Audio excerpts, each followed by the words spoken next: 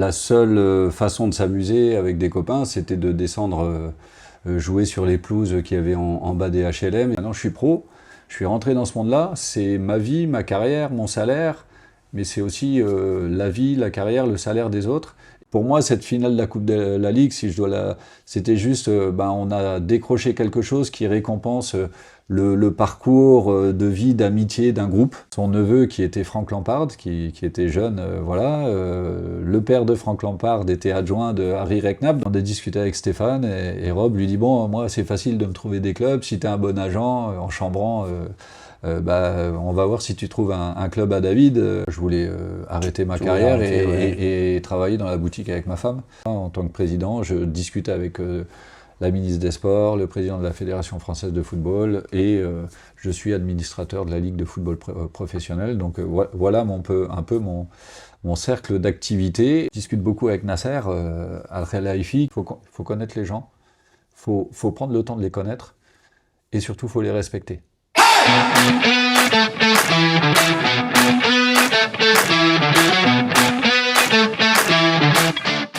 m'a dit petit, va faire un bisou au filet. Bonjour à toutes et à tous, nous nous retrouvons aujourd'hui pour une nouvelle vidéo, à nouveau dans les locaux de Windman Jazalu. Je remercie encore mon père Stéphane Jaskoviak pour me prêter ses locaux pour ces différentes interviews. Je tiens également à remercier Tony Gregorio, en quoi cette vidéo n'aurait jamais lieu. Donc Tony Gregorio, il est journaliste pour l'Est républicain depuis 20 ans. Il a notamment du coup travaillé avec le CS Sedan quand il était en Ligue 1, Ligue 2. Et aujourd'hui, il est également bénévole avec Drapeau Vert Carton Rouge, une émission que j'aime énormément et qui est du coup une émission où il commente les matchs du CSSA. Donc grâce à lui, nous avons aujourd'hui un invité, Monsieur David Terrier, ancien joueur du FC Metz et maintenant président de l'UNFP. Comment ça va, David? Ça va très bien, très bien. Content d'être là, content d'être dans le contexte un peu messin avec ton papa qui est aussi partenaire et qui est fan du FC Metz. Donc c'était logique que je réponde favorablement à ta demande, surtout que celui qui a initié le contact était quelqu'un de Verdun. Je suis originaire de Verdun, comme on va en discuter par la suite. Donc évidemment... heureux d'être présent et puis on va discuter tous ensemble et puis retracer ma vie sur ce que j'ai compris. Exactement. Donc la première question, c'est tu es né à Verdun, tu as commencé le football dans des clubs locaux. Quels souvenirs tu gardes de tes débuts dans la Meuse? Ah mais que des bons souvenirs évidemment, hein, ça c'est une évidence, mais c'est surtout des aventures de copains, c'est du football, mais ça commence... moi je suis originaire d'un quartier de Verdun qui s'appelle les Planchettes. Et la seule façon de s'amuser avec des copains, c'était de descendre jouer sur les pelouses qu'il y avait en bas des HLM et puis de faire des foot qui duraient des fois jusqu'à temps que nos parents nous rappellent ou nous sifflent pour qu'on rentre à la maison. Donc c'est ça en fait le départ, le foot amateur, ça doit être ça aussi. Et puis logiquement après, je me suis inscrit dans un club à Thierville puisque j'avais déménagé et mon papa était entraîneur de Thierville. Donc évidemment, après je suis rentré dans un cycle plus licence, FFF. Mais là-bas, on s'amuse avec des copains en bas du quartier, et puis la passion du foot, et puis après on va faire la compétition, compétition entre parenthèses, mais dans un club. Ok, et est-ce qu'il y a des éducateurs que tu as eu justement dans ces moments-là qui t'ont un peu marqué et qui t'ont donné envie après d'aller vers du foot, après peut-être professionnel? Le premier, évidemment, il y en a eu plein. Tous mes éducateurs m'ont marqué ou m'ont apporté quelque chose, comme tous mes entraîneurs m'ont amené ou apporté quelque chose. Il y en a eu des plus marquants que d'autres, mais évidemment, moi j'ai réussi à prendre quelque chose de chacun et prendre, c'est vraiment ça. Je pense qu'il n'y a pas de mauvais entraîneurs ou de mauvais éducateurs.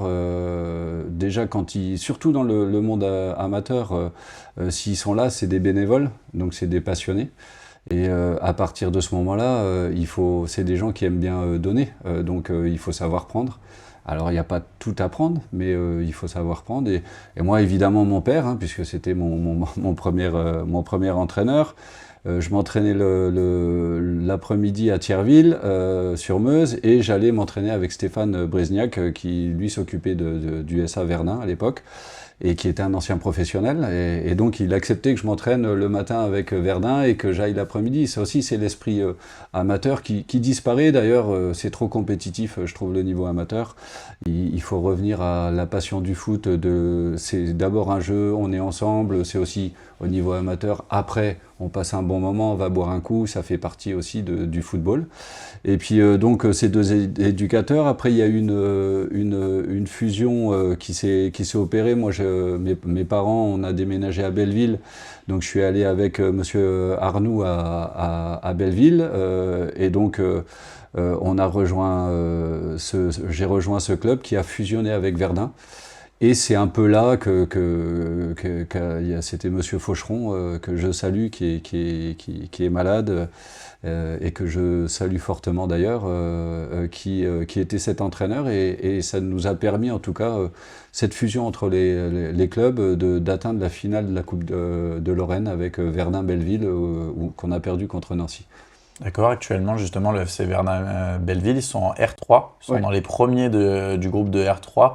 Ils sont au duel avec l'ES Marange, il me semble, parce que j'ai été faire un reportage pour la Ligue du Grand Est il n'y a pas longtemps, justement dans ce stade au FC Verdun-Belleville où ils avaient gagné 4-1 face à la réserve de Villerutil. Donc on leur souhaite peut-être une montée en R2. Oui, en R2, en R1, je pense que c'est aussi une région avec des gens qui aiment le foot. C'est devenu très difficile, le foot amateur. Je trouve que c'est bien à l'image du foot professionnel. L'argent pollue un peu tout. Et il faut revenir à certaines valeurs, mais c'est pas facile. Il y a des infrastructures qui sont onéreuses. Il faut trouver des solutions. Mais encore une fois, moi, quand je retourne à Verdun et que je rencontre des gens, notamment à Thierville, qui veut pas fusionner avec Verdun, d'après ce que j'ai compris, qui veut garder cette histoire, cette identité, c'est pas évident pour eux, mais c'est des passionnés, et puis c'est des gens qui sont attachés à leur club, qui ont des valeurs, donc ça aussi il faut le garder. C'est plus important que de monter en R1, en R2, où la base c'est ça, et je pense que Verdun est une région qui, au niveau sportif, footballistique, souffre. Le rugby aussi, il a été à un niveau bien plus élevé, mais il faut qu'il garde ses valeurs, parce que c'est ces valeurs-là qui feront perdurer la discipline dans la région. Ok, ensuite tu rejoins le centre de formation du FC Metz. Qu'est-ce que ce passage a représenté dans ta construction de joueur? Alors, humainement, une grosse fracture, parce que en fait, moi je jouais avec mes copains, comme je t'ai expliqué, on jouait dans la rue, puis d'un coup on se retrouvait en club. On a eu évidemment, comme on avait des résultats collectifs, certaines individualités se détachaient, et donc en allant en finale de la Coupe de Lorraine, minime à l'époque, t'es détecté en sélection départementale, donc Meuse, avec monsieur Malon à l'époque, si je me rappelle bien, et derrière sélection Lorraine. Donc régionale, et puis forcément ça attire certains clubs pro. J'en avais 3-4 dans la région. D'ailleurs, j'ai écouté ton émission que t'as fait avec Sylvain Castendutch.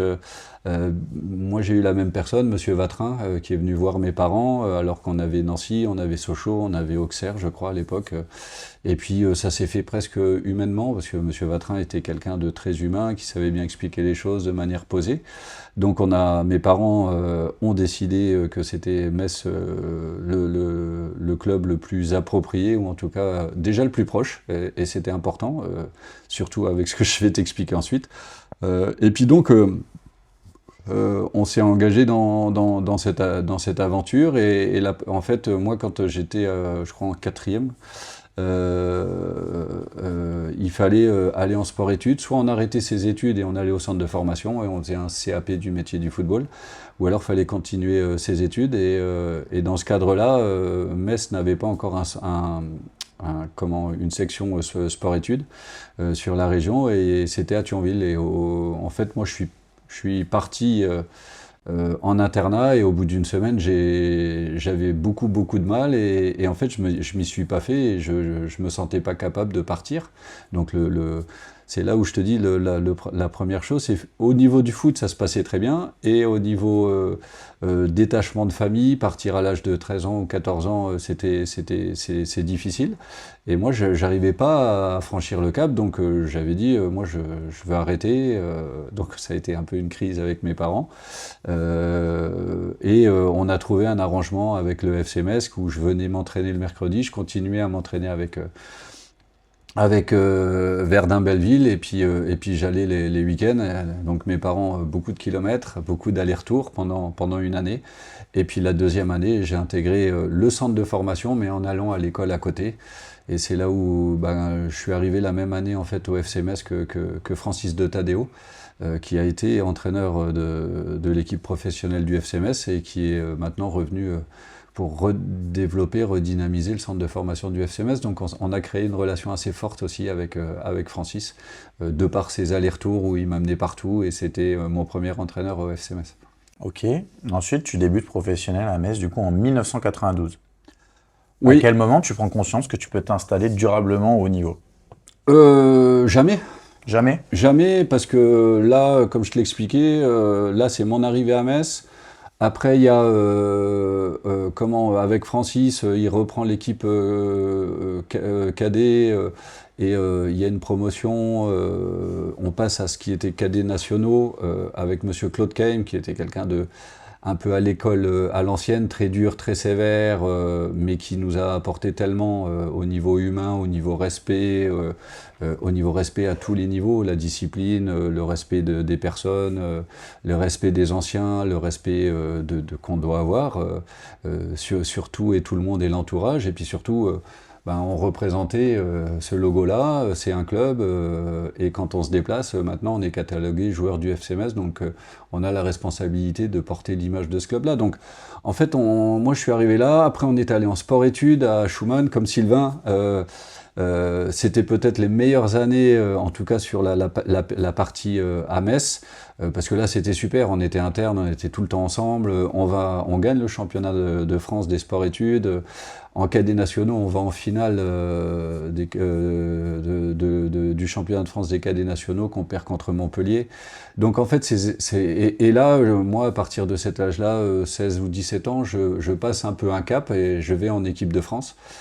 Jeune, cadet, et puis après junior, et puis après on verra la suite. Donc en fait, c'est un processus qui fait que tu franchis des paliers ou pas, et dans tout ce que je t'ai dit, j'ai pas le sentiment d'avoir été une saison le meilleur joueur de mon équipe.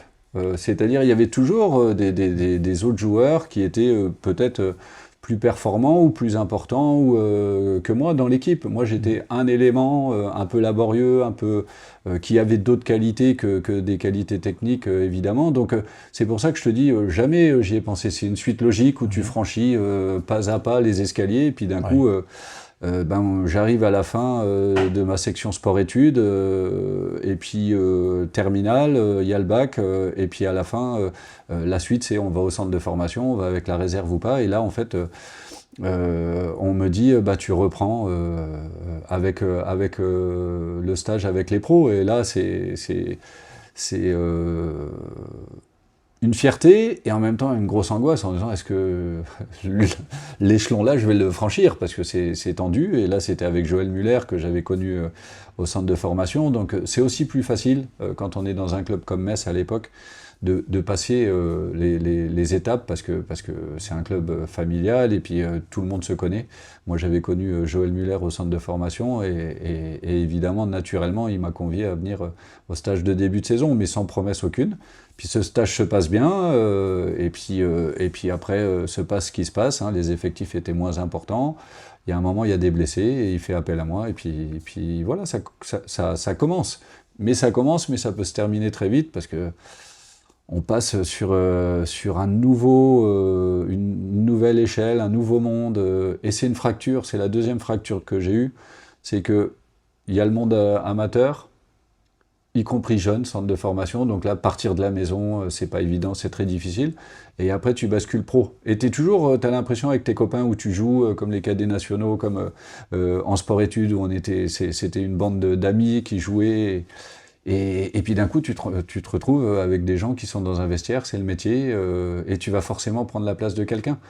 Et le président, l'entraîneur est très attentionné à ton encontre quand tu es performant. Quand tu ne l'es pas, il fait un peu moins attention à toi, parce que c'est normal, lui aussi a sa place en jeu, et s'il perd 3-4 matchs, il peut être licencié. Donc tu rentres dans un nouveau monde, et ça c'est la deuxième fracture, où j'ai eu du mal un peu à un moment à basculer, parce qu'au début tout va bien, tu joues, t'es bon, donc forcément tu rejoues, et puis tu as l'impression que c'est une continuité, puis d'un coup tu as le truc où, non, maintenant je suis pro, je suis rentré dans ce monde-là, c'est ma vie, ma carrière, mon salaire, mais c'est aussi la vie, la carrière, le salaire des autres, et on est en concurrence. Et tu es en concurrence avec qui, par exemple Moi j'étais en concurrence avec beaucoup de monde, hein, parce que moi j'avais la particularité de pouvoir jouer défenseur central ou milieu de terrain. Donc quand j'ai commencé à jouer, j'étais milieu de terrain défensif, c'est là où j'ai joué. Je crois que c'est Cyril Serezzoum, je crois, qui était blessé, me semble-t-il, hein, c'est pas sûr, il faudrait lui demander,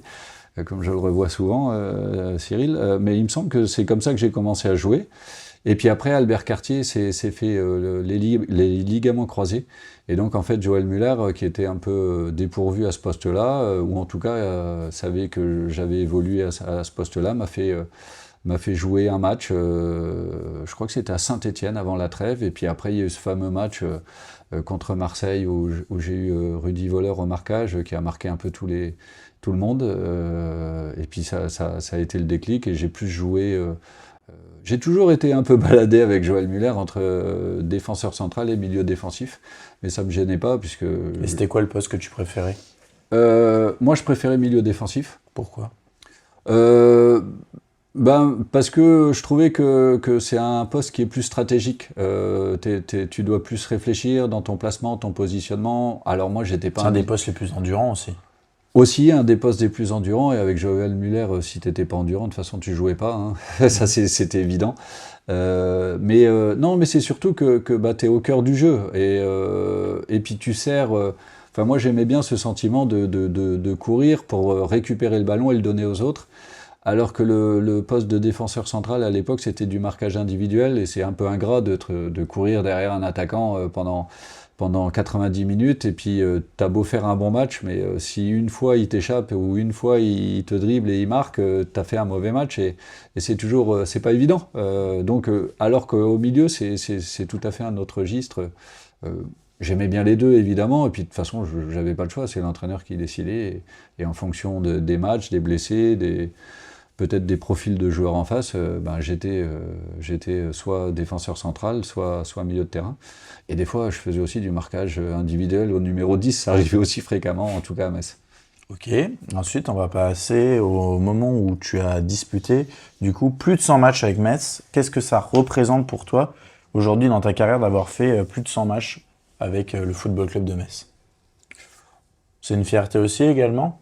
Bon, franchement, c'est pas Parce que c'est pas commun, surtout aujourd'hui avec ce qu'on voit aujourd'hui avec le FC Metz, il n'y a pas vraiment beaucoup de joueurs qui arrivent à passer les 100 matchs.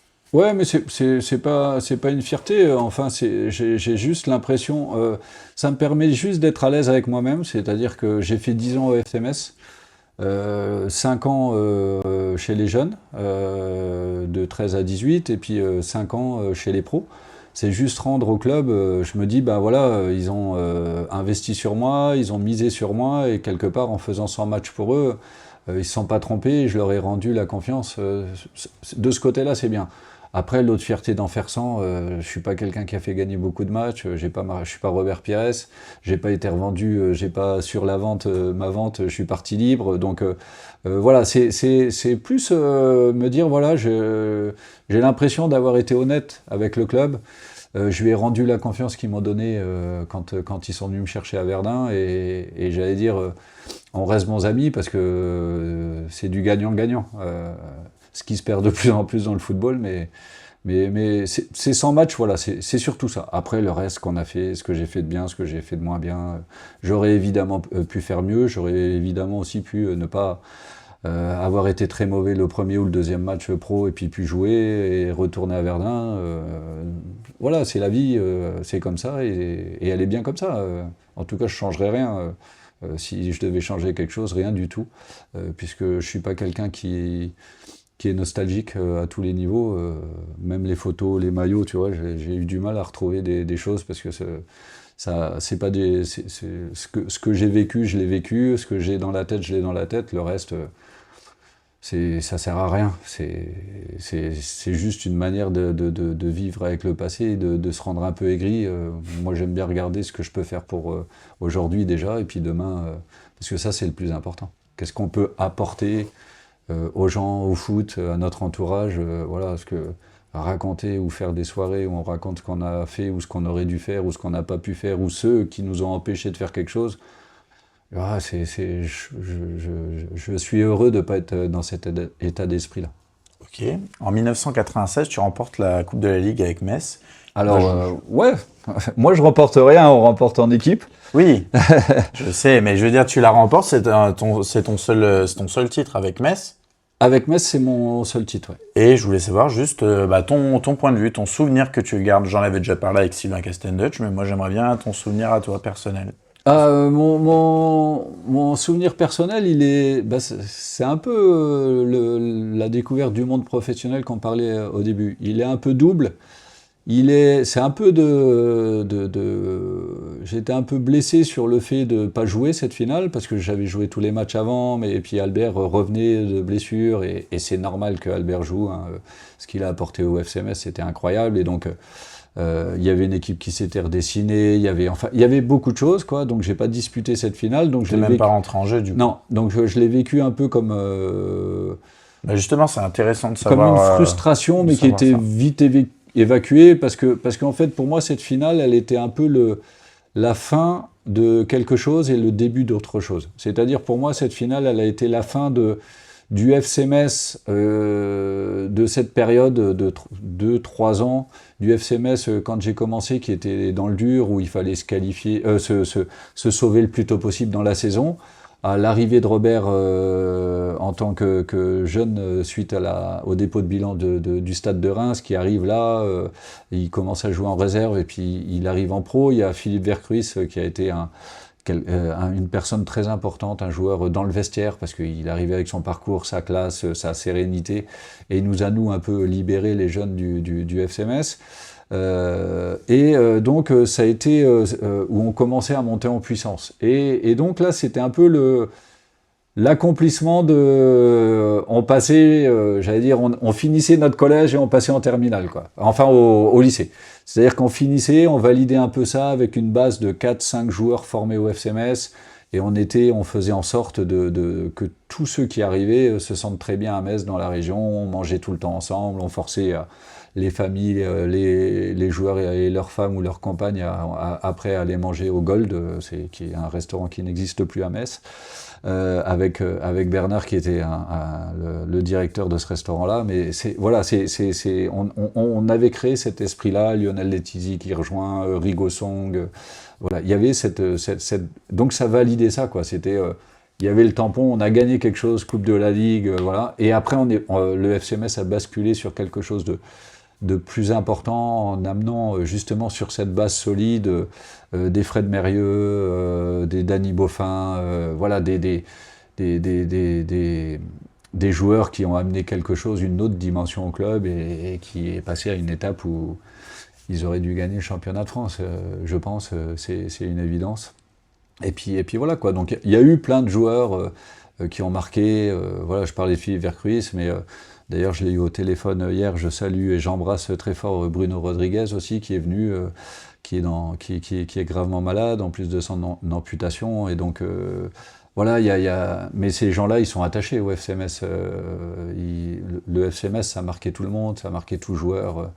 Et donc, voilà, pour moi, cette finale de la Coupe de la Ligue, c'était juste, on a décroché quelque chose qui récompense le parcours de vie, d'amitié d'un groupe.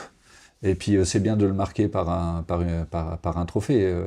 C'est mieux que de le marquer par rien du tout. Donc voilà, c'est vraiment un basculement, et ça on l'a. Mais Metz, c'est une équipe de coupe. Ça a toujours été une équipe de coupe. C'est ce qui manque d'ailleurs aujourd'hui. Ça fait longtemps qu'on n'a pas eu un bon parcours en coupe. Dernier parcours en coupe qu'on a eu, je crois que c'était en Coupe de la Ligue et on se fait sortir en quart de finale ou en demi-finale par Vannes alors qu'on avait battu Lyon. Ouais. Mais on a perdu aussi contre. Moi, j'étais plus là, mais contre Lens aussi, une finale. Voilà. Mais en fait. Je veux dire, dans les années. Moi, je suis Metz depuis 2006. Ouais. Et depuis 2006, j'ai jamais eu un vrai parcours en coupe réellement, quoi. Non, c'est sûr, mais la Coupe a aussi sauvé, il faudrait discuter avec Carlo Molinari, mais 84, 88, le club était aussi en difficulté financière, c'était pas facile, il y avait des actionnaires de la région qui avaient remis un peu au pot pour relancer, et 84 et 88 ont amené quelque chose et ont redynamisé le FC Metz, donc la Coupe est importante pour Metz, comme pour tous les clubs, mais c'est vrai que ça fait trop d'années qu'on n'a pas décroché quelque chose, ça c'est une évidence. Ok, ensuite on va parler plutôt d'un double match référence. Donc c'est l'aller-retour face à Newcastle. Tu fais notamment un super match surtout au match retour face à Alan Shearer, mais il y a aussi le match aller où il y a eu cette confrontation avec l'attaquant colombien Faustino Asprilla. Donne-nous un peu ton impression et tes souvenirs de ces deux matchs. Alors le premier, il s'était, moi je dirais, bien passé, mais forcément à la fin, c'est ce que je disais tout à l'heure, mal, parce que Faustino Asprilla, c'était un joueur qui allait très très vite, et en fait, il nous a pris de vitesse un peu entre Sylvain et moi à l'aller, donc il a marqué. Mais néanmoins, le match retour, j'étais au marquage individuel d'Alan Shearer. Et c'est aussi des regrets parce que je pense qu'on en a reparlé il n'y a pas longtemps avec Metz, là, avec Rob Pires, la semaine dernière ou il y a 15 jours, je ne sais plus, qui a fait une carrière fabuleuse et qui... Son jubilé va avoir lieu le 6 octobre. Voilà, oui. Et je suis heureux qu'il le fasse à Metz et c'est normal et ça prouve aussi la personne que c'est. C'est qu'il n'a pas oublié l'importance du FC Metz dans sa carrière et le fait qu'il le fasse là. C'est normal, mais bon, il avait aussi la possibilité de le faire ailleurs, donc tant mieux qu'il le fasse ici. Mais pour revenir à ce match-là, je pense qu'on avait fait un super match, moi en particulier sur Alan Shearer, qui était un joueur phénoménal, extraordinaire en Angleterre, c'était un peu le dieu vivant du football anglais, hein, et en fait il n'avait pas marqué, et je l'avais bien pris, ça s'était bien passé, je pense que des regrets parce qu'on a eu les occasions pour se qualifier, dont Rob. Les scores, c'était quoi? C'était 1-1 à l'aller, 0-0 au retour Non, on a perdu 0-2 au retour, je crois. Pour te dire, j'ai même oublié le score retour, mais il me semble que c'est 0-2. Mais c'est surtout, on a eu des occasions, 2-3 franches, dont Rob 2, et on n'a pas marqué. Et puis derrière, voilà. Mais c'était une équipe incroyable. Hein, il y avait Asprilla, Alan Shearer, il y avait David Ginola, enfin voilà, ils étaient deuxième de la première ligue anglaise, donc c'était une grosse équipe, mais sur les deux confrontations, je pense qu'on méritait de passer, et c'est ce match-là qui a fait un peu basculer que les Anglais se sont intéressés à moi. Justement, magnifique transition, tu fais ensuite le choix de partir à l'étranger, notamment à West Ham et Newcastle. D'abord, je veux te demander qu'est-ce qui t'a attiré dans cette expérience en Angleterre, parce qu'après on va revenir sur le fait que c'était un passage difficile, mais d'abord, qu'est-ce qui t'a attiré, pardon. Il y a plusieurs choses, c'est-à-dire déjà de découvrir un championnat étranger, la fierté aussi que des clubs étrangers s'intéressent à toi.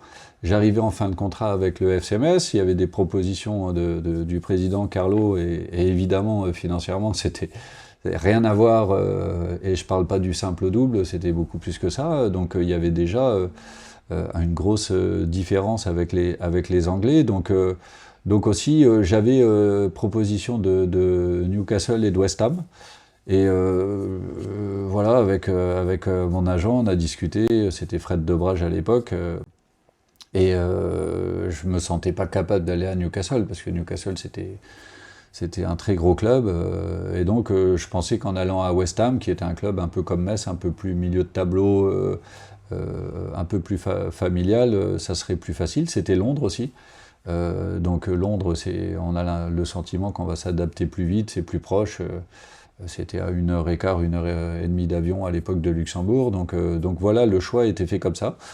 J'ai signé 3 ans là-bas et ça s'est pas spécialement bien passé. Mais encore une fois, zéro regret. Et justement, le fait que tu aies peu joué en Angleterre, donc tu es parti et au même moment, on est vice-champion de France avec Metz. Ouais. T'as pas eu un petit regret justement de se dire peut-être que sur le coup, ok, on te proposait vraiment un meilleur salaire, mais du point de vue sportif, bah, malheureusement, t'as pas beaucoup joué. Donc est-ce qu'il y a eu une part de regret ou justement tu étais fier, comme tu as dit, que cette équipe puisse confirmer après la victoire de la Coupe de la Ligue? Ah non, moi j'étais. Mon histoire avec Metz, pour moi, j'étais plus dans le projet d'après. C'est-à-dire que moi, j'ai fait partie, comme je t'ai dit, de cette équipe qui jouait pour se sauver le plus tôt possible, et puis qui était en train d'évoluer, de progresser. Et je pense que il y avait des joueurs qui étaient meilleurs que moi ou qui allaient être meilleurs que moi. Donc, si c'était pour jouer une fois de temps en temps, ça m'intéressait pas d'être à Metz. Donc, moi, je trouvais que j'étais très content de partir dans ces conditions-là. Après une Coupe de la Ligue, après un bon parcours, parce que je crois qu'on avait fini 3e, me semble-t-il, ou quelque chose comme ça. Et donc, non, moi c'était une suite logique. Et puis après, il y avait aussi une volonté, une équipe qui jouait différemment. Metz, à l'époque, on était solide derrière. Et puis après, on essayait de jouer en contre ou avec d'autres qualités. Là, c'est une équipe, quand tu prends Fred Mérieux, il faut que tu t'organises le jeu. Tu avais Jocelyn Blanchard qui était normalement côté droit, qui passait plutôt 6. Donc on était déjà dans une transformation du football où le numéro 6, le poste que moi je privilégiais, il devait se projeter vers l'avant et moi, c'était pas dans mes qualités. Donc franchement, je suis parti, mais vraiment l'esprit tranquille et puis en disant bonne chance les gars et de toute façon vous ferez mieux sans moi qu'avec moi, c'était évident quoi. J'avais pas de regret là-dessus quoi. Et par contre, le regret, c'est que j'espérais refaire un peu ce que j'avais fait à Metz dans un club comme West Ham, faire ma place. Après, tu as eu une blessure aussi, justement, c'était une question que j'avais. Elle t'a beaucoup freiné. C'était quoi comme blessure? Ouais, j'ai une fracture du talon, ce qui arrive rarement. En fait, j'ai une fissure. Les médecins là-bas l'ont pas vu tout de suite. Je suis allé me faire soigner avec le Müller-Wohlfahrt, le médecin du Bayern. C'est mon agent qui m'avait envoyé là. Ça a créé des conflits avec le club. Donc la relation a pas été bonne. Et donc, je suis arrivé aussi dans un contexte où Arsène Wenger était depuis quelque temps à Arsenal. Il a changé beaucoup de la mentalité en Angleterre. Il faut savoir aussi que l'Angleterre, suite au drame qu'il y a eu Ezel et autres, avait été privée de compétition européenne. Donc l'Angleterre avait réformé complètement parce qu'ils étaient... et donc il reformait quelque chose et Arsène Wenger a été précurseur là-dessus. Il a changé la mentalité des Anglais au niveau de l'entraînement, de l'hygiène de vie.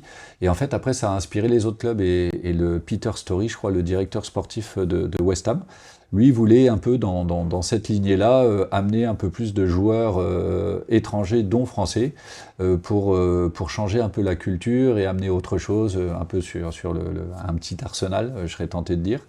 Et il y avait Harry Redknapp qui était un entraîneur très anglais et qui lui, on avait l'impression que nous, étrangers, on venait lui piquer quelque chose. Il avait son fils qui jouait à Liverpool, son autre fils qui était agent. Donc son neveu qui était Frank Lampard, qui était jeune, voilà. Le père de Frank Lampard était adjoint de Harry Redknapp. Donc tu avais un contexte que j'ai découvert après qui était pas facile quoi. Et donc moi je suis arrivé au départ, ça c'est pas, ce qu'il faut comprendre, c'est que j'arrive, il y avait aucun Français. Le seul qui parlait, je sais pas s'il s'en rappelle, mais qui avait joué à Strasbourg, il parlait un peu français, c'était Michael Hughes, et qui m'a aidé à rentrer un peu dans le vestiaire, à discuter, mais tu venais là, tu voyais bien que tu étais quelqu'un que les Anglais ne voulaient pas faire de place et d'espace, donc c'est difficile quand tu pars tout seul. Et donc, malgré ça, j'étais performant sur tous les matchs. Je pensais débuter le premier match, et puis l'entraîneur Harry Redknapp me dit non, mais tu vas te mettre assis sur le banc, tu vas regarder un peu ce que c'est l'Angleterre. Et puis après ce premier match, j'ai joué avec la réserve où je me suis blessé. Et là, il m'a pu calculer du tout. Mais en même temps, c'est de ma faute aussi parce que j'ai pas eu, je pense, cette force de caractère de me dire, ben, je vais m'accrocher, je vais me battre et je vais revenir et je vais gagner ma place. Donc j'ai lâché. Mais c'est pas. Encore une fois, j'ai pas de regret parce que ça m'a amené beaucoup.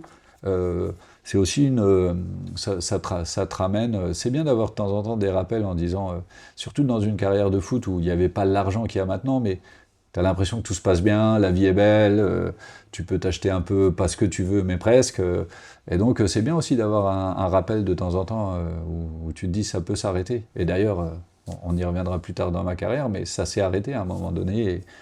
Et donc voilà quoi. Mais cette transition-là, non, parce qu'après je suis allé à Newcastle, puisque comme il me voulait avant, au lieu de signer 3 ans, bon, je me suis arrangé tout seul, où j'ai négocié. C'est peut-être pour ça après que j'ai eu ce côté défense des joueurs, syndicaliste, ou essayer de revendiquer que c'est pas normal, et puis qu'un contrat c'est un contrat. Mais après j'ai signé à Newcastle, et là, après mon passage à West Ham où je jouais pas, par contre là j'ai découvert que clairement j'avais pas le niveau pour un club comme Newcastle, et là aussi j'ai très vite abandonné dans ma tête parce que je me disais mais oui ok c'est bien, je suis content, j'ai un bon salaire, et ce qui est paradoxal c'est les moments où j'ai gagné le plus d'argent dans ma vie, c'est les moments où j'ai le moins joué et où je me suis pas fait plaisir, et où quelque part, je dis pas que j'étais pas heureux, mais en tout cas footballistiquement je l'étais pas, donc l'argent fait pas tout,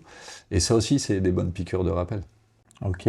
Ensuite, je voudrais parler de ton retour après en France. Tu signes à Nice. Et je voulais savoir dans quel état d'esprit tu étais à ce moment-là dans ta carrière. J'étais dans un état d'esprit où voilà, j'ai tenté à l'étranger, j'ai pas le niveau, et donc il faut que je revienne. C'est pas facile, hein, une fois que tu es passé 2 ans sous les radars. Moi, j'étais pas non plus un. Nice, ils étaient comment au niveau du classement à ce moment-là quand ils te recrutent? Non, Nice était en Ligue 2 En Ligue 2. D'accord. Et en fait, pourquoi je signe à Nice, hein, parce que j'avais un peu disparu des radars. Il n'y avait pas la médiatisation non plus du championnat anglais comme maintenant. On parlait des top players, des top clubs, mais pas des joueurs moyens, comme je l'étais. Mais en fait, avant de signer à West Ham, de prendre l'avion, j'ai Guy David, qui était entraîneur à Rennes à l'époque, qui m'appelle pour me faire signer, et je lui dis je suis désolé, je vais prendre l'avion demain pour West Ham, et puis donc on avait sympathisé, il me dit on reste en contact, explique-moi comment ça se passe. Donc on s'appelait de temps en temps, et en fait c'est lui qui m'a tendu la main en disant écoute, moi je me suis retrouvé à Nice, on a un projet, c'est de la Ligue 2, mais on a le projet de monter, et puis c'est comme ça qu'il m'a fait signer 1 an à Nice. Et moi, je voyais ça comme une opportunité pour me relancer, et ça a été le cas, parce que je crois que j'avais eu un peu de mal physiquement au départ du championnat, mais il me semble sur les 38 matchs, j'ai dû en faire 31 ou 32. Et donc, ça y est, j'étais redevenu un joueur de foot. Et vous remontez ou pas? Non, c'était une saison très, très difficile. Il y avait des investisseurs italiens, je crois que c'était Sensi, le président de l'AS Roma, qui avait repris le club. Il y avait une guerre interne entre les Nissart, les pro-Nice, et Roger Ricor, qui était directeur, personne historique quand même, et importante dans le milieu niçois, et ces nouveaux investisseurs qui étaient en guerre, et en fait on n'a pas été bon du tout, et ça a été une année difficile, et puis il y a eu ce clash, parce que en fait moi j'avais signé qu'1 an, ce qui était logique, hein, parce que c'était pour me relancer, et en fait comme ça s'était bien passé, je devais re-signer un contrat de 2 ans ou 3 ans je crois, et ce qui est paradoxal, c'est que en fait je l'avais signé, mais ce contrat n'a jamais été envoyé, et quand je reviens pour la veille ou l'avant-veille, je reviens sur Nice pour reprendre le début de saison en pensant que j'allais avoir dans ma boîte aux lettres le contrat validé par la Ligue. En fait Guy David m'informe qu'il sort d'une réunion et qu'il est viré, que Roger Ricor est viré, et puis que Le club veut tout changer, le président veut tout changer. Ils avaient mis un agent, Pastorello, je crois, qui était agent à Monaco et qui était devenu à la direction du club. Et évidemment, cette personne-là a dit ah non, non, moi si je pouvais virer tout le monde, je virerais tout le monde, les joueurs, donc ton contrat, nous, il n'existe pas. Et il avait raison, au demeurant. Et donc, je me suis retrouvé un peu dans l'impasse. Et là, c'est aussi très important. De te dire, parce que à la suite de ça, j'ai fait une année au chômage, parce que j'avais plusieurs clubs qui me demandaient, enfin qui souhaitaient me recruter, mais avec des salaires moins importants que ce que m'avait proposé Nice, et bon là je disais bah non quand même, et puis à la fin je me suis retrouvé en grande difficulté. Et dans mon esprit, bah, je pensais que le foot était fini pour moi, donc je ne sais plus quel âge je devais avoir, 26, 27 ans peut-être. Et donc j'avais fait une année sans jouer, au chômage. Et c'est peut-être l'année la plus importante de ma carrière, je pense. En tout cas de ma carrière professionnelle, y compris celle que je suis en train de vivre. Parce que ça m'a fait prendre conscience qu'il fallait que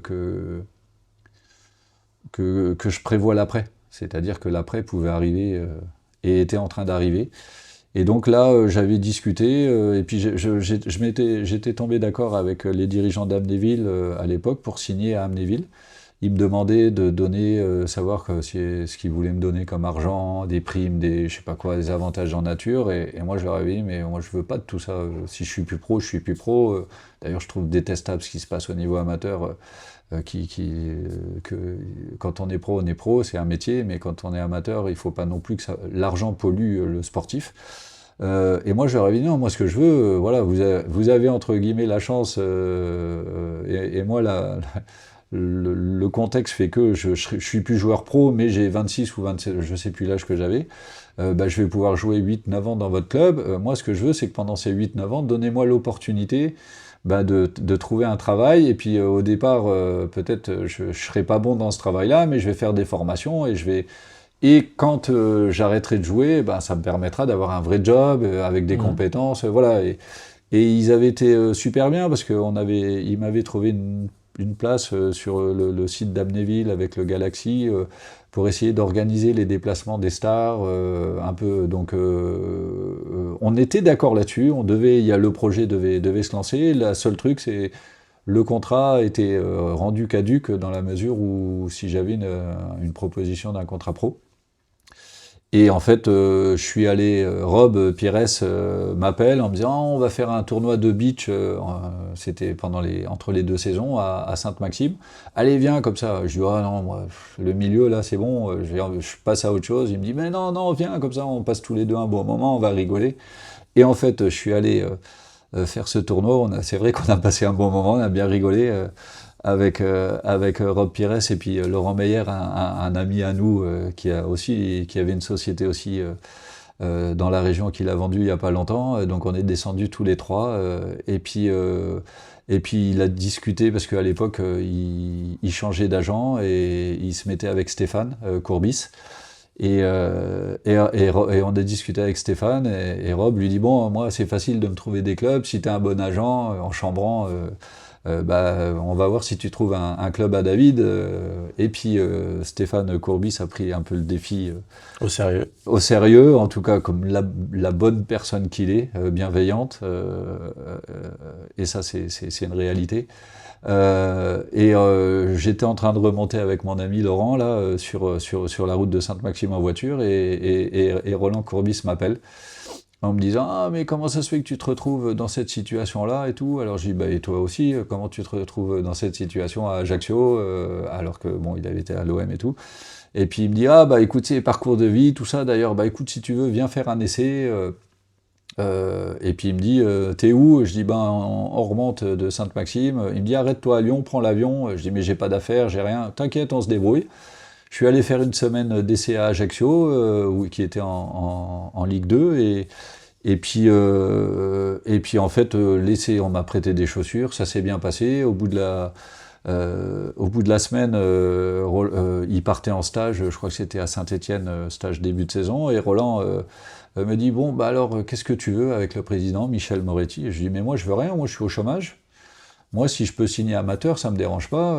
Je vous demande rien, je veux juste faites-moi rejouer une année. Et puis après, si je suis bon, ben je signe. Et puis si je suis pas bon, ben je ferai autre chose, quoi. Moi, je veux juste, si vous me donnez l'opportunité d'y aller. Et puis après, donc Roland il dit bon bah ok, allez, vas-y, on y va.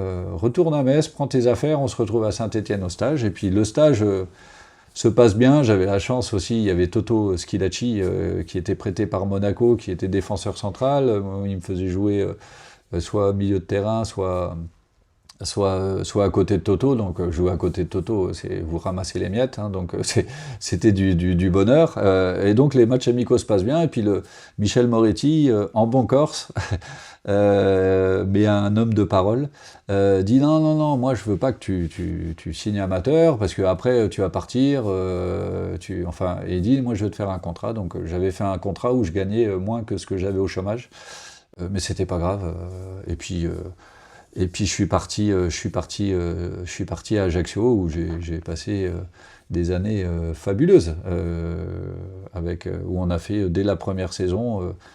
J'ai un peu revécu un mixte entre l'équipe du FC Metz du début, les copains d'ici, et puis le sport-études, cadets nationaux, c'est-à-dire une bande de copains dès le stage à Saint-Étienne.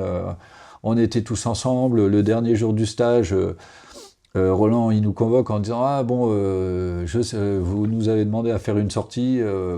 Bon, ok, deux choses. La première, c'est je vous autorise à sortir dans la ville que si tout le monde sort. Et la deuxième, il n'y en a pas un qui rentre avant 3h du matin, sinon demain, il y a entraînement. » Donc, évidemment, on a bien respecté tout ça, un peu trop d'ailleurs. Et puis, mais ça a créé quelque chose de fantastique. Et puis la saison s'est déroulée comme elle s'est déroulée. Et puis on fait champion, je crois 4 journées avant la fin du championnat. Et puis on est monté, ce qui était historique, parce il y avait Strasbourg en Ligue 2 à l'époque, il y avait Nancy qui avait une grosse équipe qui descendait de Ligue 1. Et donc ça a été peut-être la plus belle aventure humaine. De par mon passé aussi, les échecs entre guillemets, en tout cas, ça a été vraiment une renaissance. Et puis la Corse reste la Corse. Quand tous les matins vous avez la chance de vous lever et puis de voir le ciel bleu, la luminosité et la mer sur cette île qui est fabuleuse, c'est un privilège aussi. Donc quand ça s'associe au foot, c'est un des moments de ma carrière que j'ai le plus apprécié cette saison de Ligue 2, où on fait champion. C'est le deuxième titre que j'ai aussi. C'est ça, et puis on a senti de ce que tu expliques la force de ce groupe, et puis l'AC Ajaccio, qui est un club mythique qui malheureusement a coulé. Ouais, ils sont en R2, je crois. Ouais, R2, il y a Andy Delors, par exemple, qui joue avec eux. Là, j'ai vu... Après, je crois qu'il y a aussi un ancien aussi qui joue en ce moment, mais Andy Delors, il joue avec eux. Ouais, il y en a plusieurs qui sont revenus, et là, Andy, il vient pas pour l'argent, hein, évidemment. Non. Donc, d'ailleurs, il va arrêter, je suppose. Et ça y est, là, ils sont sûrs depuis la semaine dernière. Ils sont montés en R1. Ça y est, ils ont validé la montée en R1. Bien. Donc, c'est une bonne chose. Ça a été repris par des actionnaires qui sont des anciens joueurs du club. Donc c'est une belle histoire aussi qui est en train de se créer, mais elle est longue et elle est difficile. Et puis c'est dommage parce que c'est du gâchis. C'est du gâchis parce que l'AC Ajaccio avait aussi construit un centre de formation qui était très performant. C'est quand même une petite île, c'est un petit club. Et puis ça, je trouve qu'il y a eu des dérives et puis certains dirigeants qui n'ont pas assumé, clairement, ou en tout cas quand il y avait moins d'argent dans le foot, moins à apprendre, hein, ils étaient moins là. Et ça, c'est une grosse déception pour moi parce que c'est un énorme gâchis pour Ajaccio, l'ACA, la Corse, mais surtout les jeunes là-bas, parce qu'ils ont pu l'opportunité de signer au centre de formation et puis de voir des équipes professionnelles. Bastia est en difficulté, j'espère vraiment qu'ils vont se sauver. Je pense que c'est compliqué. Hein. J'avais vu Julian Palmieri, que j'ai fait une interview en visio, lui il est à fond à chaque match, il a son émission. Oui, je regarde de temps en temps Julian. Ouais. Et puis il y a un contexte financier qu'il ne faut pas oublier. Le fait de terminer 18e ou 17e, ça peut tout changer. Ça peut tout changer. S'il y a un refus de montée pour une équipe de nationale. Donc voilà, et puis bon, voilà, pour la Corse, c'est important aussi d'avoir des clubs.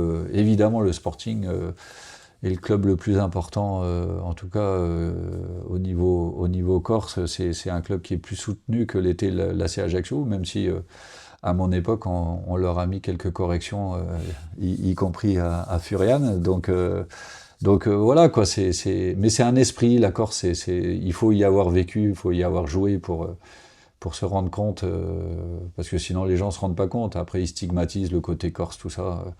La Corse, c'est la Corse, il ne faut pas mélanger. Vivre en Corse en étant footballeur, c'est le paradis. C'est le paradis. Ok, ensuite on va terminer avec le fait que tu aies terminé ta carrière à Créteil.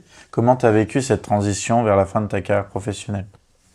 Créteil, c'était quel niveau du coup au moment-là? Ligue 2. Ok. Ouais, Ligue 2.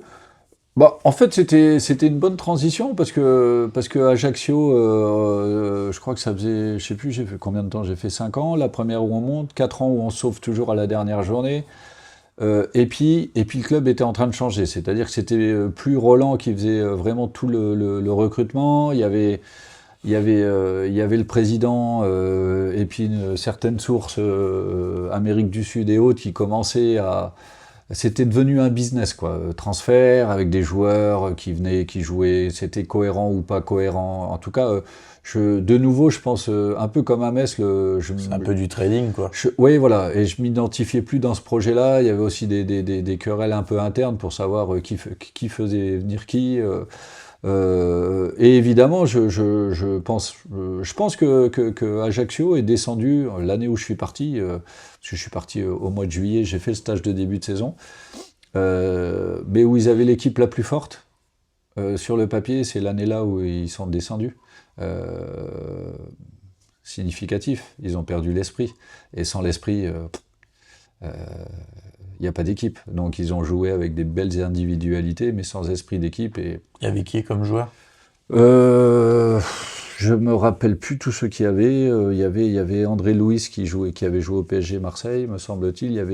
Qu'est-ce qu'il y avait? Il y avait, je sais plus. Il y avait Steph Ziani. Il y avait beaucoup de joueurs. De Zik, il y avait, enfin je sais plus. Il faudrait regarder, mais ils avaient une très belle équipe. Évidemment, quoi.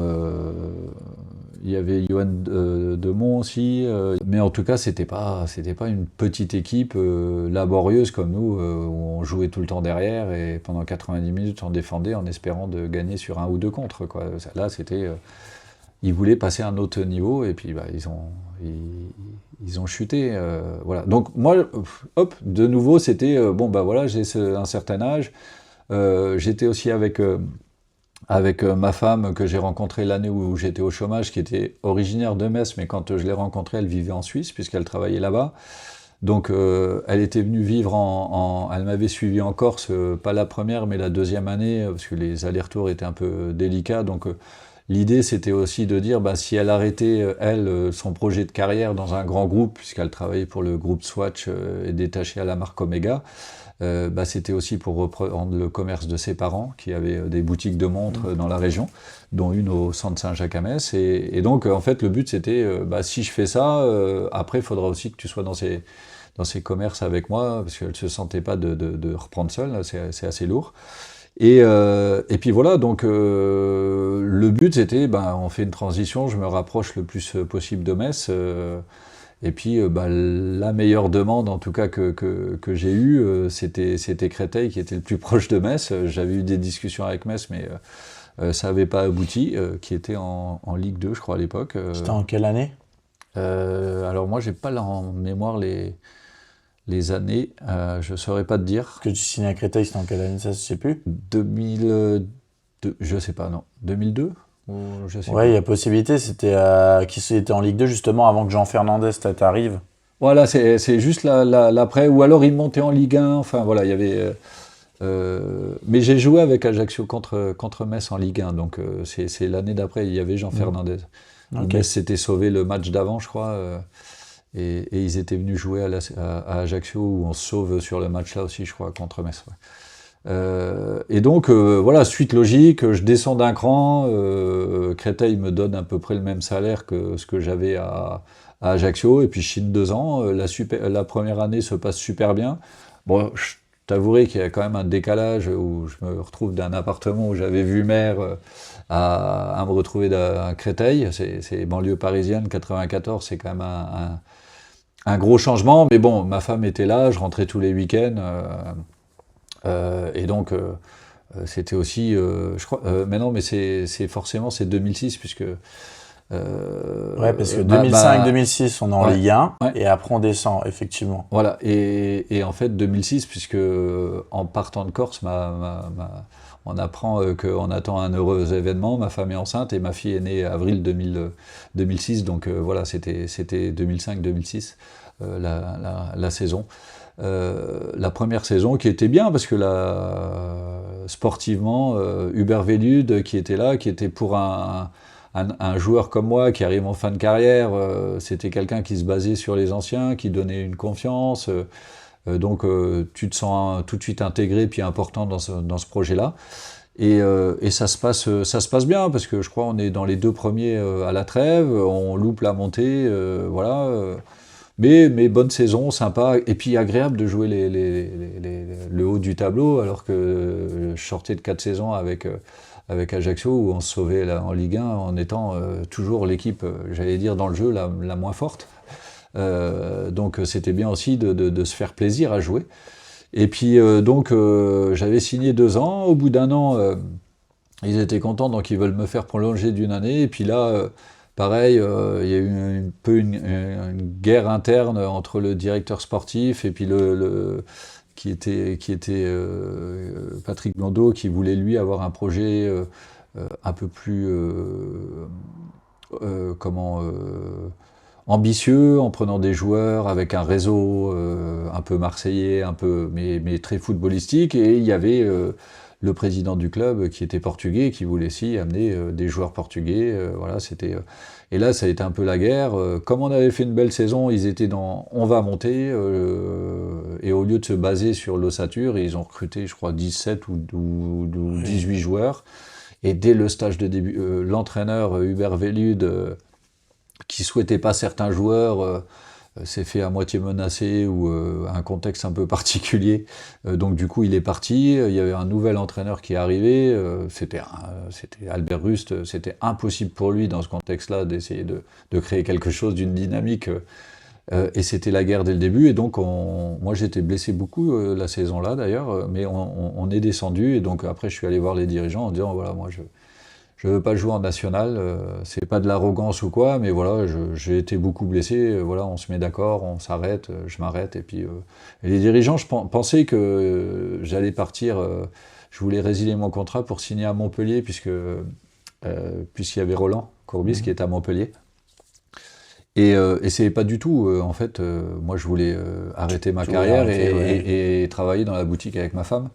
Et revenir sur Metz, et en fait ils n'ont pas voulu résilier, et donc j'ai repris la saison avec eux, avec aucune envie, et puis je crois que j'ai négocié mon départ, puisque du coup je leur ai dit, puisque vous n'avez pas voulu me laisser partir, maintenant on va discuter, et on va faire et j'ai discuté tout seul de comment résilier mon contrat, pour le coup, en faisant de cadeaux à personne, même si à la fin on s'est serré la main. Mais voilà quoi, et c'est comme ça que j'ai basculé dans la nouvelle vie, où dès le lendemain, j'étais dans la boutique avec ma femme, et puis j'essayais d'apprendre comment on change des piles sur des montres, des bracelets, la vente, que moi j'adorais faire. Et puis donc la transition s'est faite logiquement, encore une fois. J'ai tourné la page, franchement, sans aucun souci. D'accord. Ensuite, je voulais finir sur cette carrière de footballeur en parlant un tout petit peu de l'équipe de France. Toi, tu as connu les équipes de France jeunes, mais tu n'as jamais connu l'équipe de France A. Je voulais savoir, est-ce que c'était un objectif que tu avais à la base? Et si oui, est-ce que c'est un regret de ne pas avoir goûté à l'équipe de France A?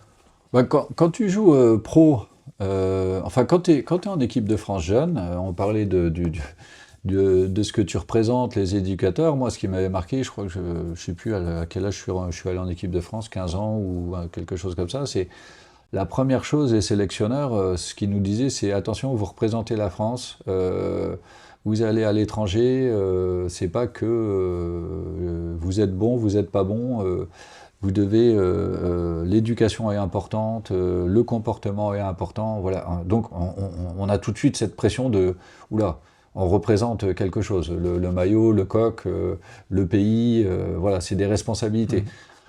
Une fois que tu rentres là-dedans, ton objectif, c'est d'aller tout en haut. Et tout en haut, c'est Léa. Après, moi, j'y ai jamais été confronté, en fait. Parce que jamais j'ai été assez performant dans les clubs français ou étrangers où j'ai évolué pour essayer d'imaginer que je pourrais être sélectionné, quoi. Donc moi, non. Avec le recul, j'estime en tout cas que sur ce que j'ai démontré, j'avais pas le niveau, ce niveau-là, ça c'est sûr. Après, certains vont dire, ah, mais si tu avais été plus sérieux, plus ceci, ou plus je sais pas quoi, ou tu avais fait d'autres choix, peut-être, peut-être pas, mais quand je vois les joueurs qui ont joué, j'ai eu la chance, grâce à Rob Pires, de suivre ça de très près, y compris dans l'antichambre de tout ça, parce que la finale 98, il m'a invité avec mon papa, où on est allé voir la finale, donc je voyais comment ça se passait tout ça. J'ai la prétention de dire que, ou en tout cas l'honnêteté de dire, pas la prétention, pardon, mais c'était pas de mon niveau, c'est des joueurs fabuleux. Ces joueurs-là, je vais prendre un exemple que beaucoup de personnes ont critiqué, c'est Didier Deschamps. C'est vrai que Didier Deschamps, il faisait pas des râteaux, des passements de jambes, mais quel joueur! Comment il avait quelque chose que personne d'autre dans l'équipe n'avait. Il voyait tout, il regardait tout, il gérait tout déjà. Alors ça plaisait peut-être pas à certains joueurs d'ailleurs, hein, mais c'est lui il était déjà et sans offense aucune à Aimé Jacquet, mais c'était déjà lui le patron de cette équipe, alors que le leader technique c'était Zidane, évidemment ça pouvait pas être quelqu'un d'autre, et puis il y avait quand même des gens à fort caractère. Laurent Blanc, c'est aussi une personnalité. Barthez, c'est quelque chose. Desailly, que j'ai vu encore il n'y a pas longtemps, Desailly, c'est une personnalité. Hein. Donc, voilà, un joueur comme Deschamps, c'est pas un hasard. Ce qu'il a fait, il l'a fait. Et ce qu'il a... Enfin, nous, on ne se rend pas compte des personnes comme ça, des personnalités comme ça. Il était très bon joueur de foot. Il était à la nantaise, donc toutes les bases, les gammes, il les avait, mais après il avait quelque chose de plus, et quelque chose de plus, on l'a vu, et je pense qu'on le verra, malheureusement pour lui ou pas, parce que pour en avoir discuté avec lui, que j'ai la chance d'avoir un contact avec lui dans mon job, et de pouvoir échanger de manière très confidentielle d'ailleurs, je comprends pas les critiques. Les gens, dans 20 ans, ils se diront c'était la meilleure période. C'est incroyable qu'on a une équipe de France comme ça qui est performante. En fait, c'est le système de jeu qui met en place que les gens critiquent, mais moi je suis pas forcément de cet avis-là. Moi, je me dis juste qu'on a été champion du monde grâce à lui. On a fait une deuxième finale de Coupe du Monde aussi. On a fait une finale de Coupe d'Europe. Ouais. Et c'est des moments en fait exceptionnels et qu'on retiendra, comme tu dis, dans 20 ans, on s'en rappellera. Ouais. Et on a une génération exceptionnelle aussi. Mais c'est quoi bien joué ? En fait, c'est comment dire, c'est plutôt voilà, il propose pas le jeu du Barça, lui il est plus sur comment dire, un jeu un peu plus défensif et on joue sur des contre-attaques. Mais, oui, mais après on parle du gars que j'aime bien aussi. Il dit il a mais on parle de professionnels, on parle d'équipe nationale, on parle de championnat d'Europe, de coupe du monde. C'est des compétitions qui jouent en 3-5 semaines. Donc il faut être le plus performant sur 5 semaines. C'est ça. Et toutes les équipes qui jouent bien ne vont jamais au bout. Donc il faut savoir aussi avoir un jeu au début un peu laborieux parce que tu montes en régime et tu deviens plus performant. Moi je suis désolé, l'équipe de France championne 2018, elle m'a pas fait chier en finale, hein, contre la Croatie. C'était un festival un festival de buts, ça allait dans tous les sens, c'était un match fabuleux. On s'est fait chier là ? Non. On s'est pas fait chier. Alors au début, la qualification, c'est dur, c'est difficile. Moi, France 98, je suis allé le premier match contre l'Afrique du Sud, à Marseille, au Vélodrome, je me suis fait chier. Hein. Le match n'était pas bon. Hein. L'équipe de France jouait un jeu détestable, déplorable. On se disait... D'ailleurs, il y avait un joueur qui jouait à l'OM et qui jouait défenseur, Pierre, je ne sais plus le nom, qui marque contre son camp. Voilà, ça déclenche un peu le truc. Mais les premiers matchs, et après, il y a le festival au Brésil. Donc, Didier Deschamps, lui, ce qu'il sait, ça, il le sait. Non, c'est sûr. Moi, il faut que je sois solide, j'ai une base. Après, le talent fera toujours la différence. Les Zidane, les Thierry Henry, les Robert Pires, désolé d'en oublier. Les Mbappé maintenant, Voilà, actuellement. ceux-là, on n'a rien besoin de leur apprendre, ils vont le faire. Par contre, la cohésion de groupe, la solidité défensive, l'esprit d'équipe, se bouger, se battre pour ton collègue parce qu'il est en difficulté, parce qu'il joue contre un top joueur, ben, le match-là, je vais l'aider. Voilà, ça s'invente pas, ça se crée. Ça se crée dans le relationnel, les discussions, des détails. Peut-être dans un déjeuner où Deschamps, il va chambrer 2-3 mecs et puis ça va créer il va les conditionner à... Tout ça, c'est ce qu'on voit pas. Et ça, soyons factuels, et tu l'as été, l'équipe de France, elle est performante comme jamais, quoi. Et ça apporte, on en revient aux professionnels, ça apporte une bouffée d'oxygène à la Fédération française de football, donc au foot amateur. Parce que source de revenus, parce que image, parce que contrat publicitaire, Nike et autres, ça vient d'où? Ça vient de là, hein, des résultats, de l'esprit, des joueurs, des compétitions où tu es performant, où tu deviens attractif, sportivement, économiquement, et puis hop, la Fédé, elle peut redistribuer l'argent aux clubs amateurs qui ont des petites camionnettes avec le logo FFF. Ça, c'est le foot. Ça, c'est le foot. Et c'est ce qui est en train peut-être de disparaître et qu'il faut protéger. C'est-à-dire, le haut, ce qui brille, doit reverser au bas. Parce que ceux qui sont en haut, ils viennent de là. Donc si tu protèges pas, tu cajoles pas tes clubs amateurs, tes personnes bénévoles dans les clubs, tu vas le perdre tout ça. Et là, tu vas devenir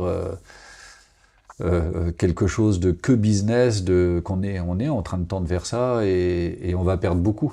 On va perdre beaucoup et on va aller sur un schéma plus américain, universitaire, voilà, où on va perdre ce petit jeune qui joue au quartier de Verdun avec ses copains, et puis naturellement, ici dans un club amateur, on va le perdre, ça va être quelque chose de différent, mais on n'est pas prêt à ça, on n'est pas capable. Et de temps en temps, et on le voit en ce moment, les États-Unis, c'est le rêve américain, mais ça peut être aussi le cauchemar américain, et je pense que soyons fiers d'être Européens, d'être Français, et puis protégeons ce qu'on a, les valeurs qu'on a, et comment c'est fait, comment c'est construit, en tout cas dans le foot. Ces 20 dernières années, on est la nation la plus performante, c'est une évidence, et ça, on ne peut pas nous le retirer. Ça, c'est sûr. Ensuite, j'avais une petite surprise pour toi. Ouais. Oui, j'ai quelqu'un qui m'a fait une petite vidéo pour toi, qui voulait te poser une question, donc je vais te donner la tablette, et puis je vais te laisser découvrir la vidéo. Hop, tac. Je pense que tu le reconnaîtras. Oh Franck.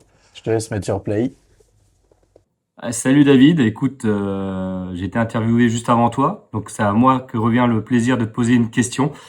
J'ai pris ton poste en tant que délégué régional, toi tu es maintenant mon président et j'en suis ravi. Dis-moi, je t'ai jamais posé la question, mais qu'est-ce qui a motivé ton choix de rejoindre l'UNFP à l'époque, je crois après ton passage à Créteil? Comment as-tu pensé à rejoindre l'UNFP et puis en devenir le président? Et par la suite, quelles sont tes ambitions pour le statut de footballeur et notamment celui du football français? Voilà, voici la question que je te pose. Voilà, Franck avait cette belle question pour toi, donc je te laisse lui répondre. Déjà, la première chose, c'est parler de Franck. Allez, je vais être honnête, j'avais un peu des doutes sur Franck, parce que Franck, c'est quelqu'un qui aime bien contester, et il était rentré sur un autre projet chez nous, qui était plus le sociétal. Et donc, quand on est... moi, je suis devenu vice-président ou président. Non, je crois que c'est moi qui faut aussi des fois que je m'attribue des choses. Moi, je faisais exactement ce qu'il faisait délégué régional, c'est-à-dire que tu vas dans les clubs, tu visites 5-6 fois chaque club par région, et puis tu fais remonter l'information à la direction de l'UNFP des problématiques des joueurs et redescendre aux joueurs sur quoi on travaille, sur quoi on se bat, voilà. Donc ça, c'est très très important pour nous, parce que sans ça, si on n'a pas ce lien avec les joueurs, on n'a pas de raison d'être. Donc moi, ça, je l'ai fait pendant plusieurs années.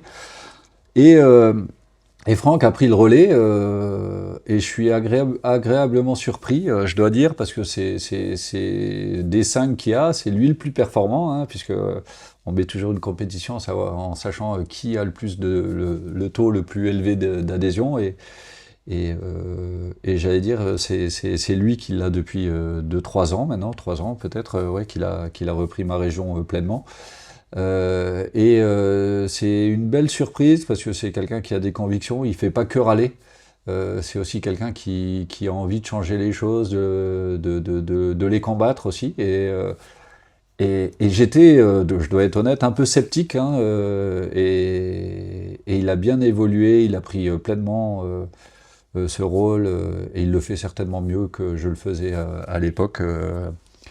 Donc c'est bien, et j'en félicite, et voilà quoi. Donc après, comment je suis rentré à l'UNFP, j'allais dire presque, encore une fois, c'est pas le hasard, mais quand j'étais à Metz, je jouais avec, il y avait Philippe Flucklinger dans les buts.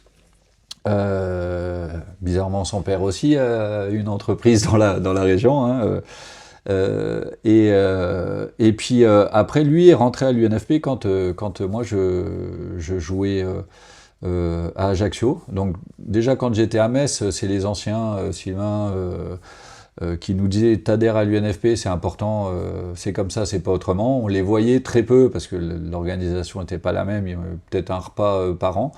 Mais on adhérait parce que les anciens du vestiaire nous disaient d'adhérer. Et puis, quand l'UNFP a commencé à développer des délégués régionaux, Philippe Flucklinger a commencé, et puis il est venu me voir à Ajaccio en me disant: voilà, je voudrais que tu me donnes un coup de main. Bon, c'était un ami, un copain, on a joué ensemble. Et puis donc je me suis intéressé, je dis: oui, mais bon, attends, moi si je dois convaincre les Brésiliens, les machins, explique-moi qu'est-ce qu'on apporte, Et donc voilà, c'est comme ça qu'on a commencé à discuter, on s'est fait des repas, en plus comme c'était à Ajaccio, c'était des repas au bord de l'eau, donc ça durait un peu plus longtemps donc on avait le temps qu'il m'explique bien un peu, et puis que moi j'ai des arguments pour convaincre, et puis je me suis pris au jeu, lui a dit: ah mais il y a David, putain j'ai un bon délégué, je suis rentré dans le comité directeur, en étant en activité, et puis après, j'en suis devenu le secrétaire général en étant toujours en activité. Donc, logiquement, à la fin, Sylvain, avec qui j'ai joué aussi, qui était vice-président, m'a demandé ce que je faisais après. Et donc, je lui ai dit: ben, je dois travailler dans la boutique avec ma femme. Donc, il me dit: mais est-ce que tu voudrais pas intégrer l'UNFP? Je lui dis: bah écoute, je t'avouerai que j'ai un peu des engagements avec ma femme, donc c'est un peu compliqué. Et puis c'est posé ce poste de délégué régional, et donc j'ai discuté avec ma femme, elle a bien vu que ça m'intéressait, et elle a dit: bah écoute, on s'organise dans la boutique, on va prendre peut-être une personne à mi-temps en plus, et puis si t'es là le vendredi, samedi, dimanche, voilà, et c'est comme ça que ça s'est fait. Je m'étais arrangé avec l'UNFP pour que le week-end au moins je puisse être dans la boutique à aider ma femme et ses collègues, et c'est comme ça que ça a commencé, quoi. Ok. Ensuite, du coup, en 2024, c'est ça? Tu es devenu président de l'UNFP, c'est en 2024? Oui. Du coup, tu représentes les joueurs au niveau européen. Quelles sont aujourd'hui tes missions et quelles sont tes principales problématiques que tu rencontres avec les footballeurs professionnels? Alors, ce qui est un peu paradoxal, c'est que j'ai été président de FIFPro Europe. En fait, la FIFPro, c'est... en France, il y a un syndicat qui s'appelle l'UNFP, l'Union nationale des footballeurs professionnels. Et après, au niveau mondial, il y a FIFPro. FIFPro qui représente au niveau mondial. Et il y a évidemment des divisions. La division Europe, la division Amérique du Sud, Amérique du Nord, Asie, Océanie, Afrique. Et donc, moi, j'étais vice-président. Sylvain n'avait pas souhaité En tant que vice-président, il y avait Philippe Pia qui était le président de l'UNFP, Sylvain co-président, et qui lui était président de FIFPro Monde. Et puis après, il s'est retiré, et Sylvain ne souhaitait pas participer ou aller dans ces débats ou ces combats internationaux, donc ils m'ont envoyé là-bas, et en fait, moi, je me suis un peu intégré petit à petit, pris la dimension, et je me suis retrouvé à me présenter pour être président de FIFPro Europe, donc qui représente 36 pays. Donc j'étais président de FIFPro Europe avant d'être président de l'UNFP. Et là, actuellement, tu l'es toujours? Et là, je le suis Ok. toujours. J'ai été réélu l'année dernière, au mois de juin, je crois, pour 4 années. Donc c'est une réélection. Et après, Sylvain a quitté l'UNFP il y a, je sais plus, le temps passe tellement vite. Philippe Pia est resté le seul président, et il s'est retiré en 2024, c'est ça, lorsque j'ai été élu président de l'UNFP. Donc il y a le sujet français, président de l'UNFP, où tu discutes avec les instances françaises, fédérations. Problématique fédérale, c'est en tout cas en ce qui nous concerne, développement foot féminin, la Ligue 3, le football amateur un petit peu moins, parce que c'est pas nous, c'est représentant des joueurs professionnels. Donc on a cette représentativité-là au niveau fédéral, et puis au niveau LFP, c'est évidemment les problématiques que rencontre le foot, et surtout la convention collective, qui s'appelle la Charte du football professionnel, qui compose tous les articles sur la défense des droits et intérêts des joueurs lorsqu'ils ont un contrat LFP, que ce soit un contrat professionnel ou des contrats jeunes, quoi. Donc ça, c'est la dimension-là. Dans ce cadre-là, tu es amené aussi à discuter, puisque évidemment, c'est une délégation de service public avec la ministre des Sports, donc moi, en tant que président, je discute avec la ministre des Sports, le président de la Fédération française de football, et je suis administrateur de la Ligue de football professionnel. Donc voilà un peu mon cercle d'activité, et mon rôle, c'est essayer de défendre, de combattre ou de supporter, de développer l'avis, l'opinion des joueurs et des joueuses en France. Donc je suis un peu leur représentant, leur voix dans ces différentes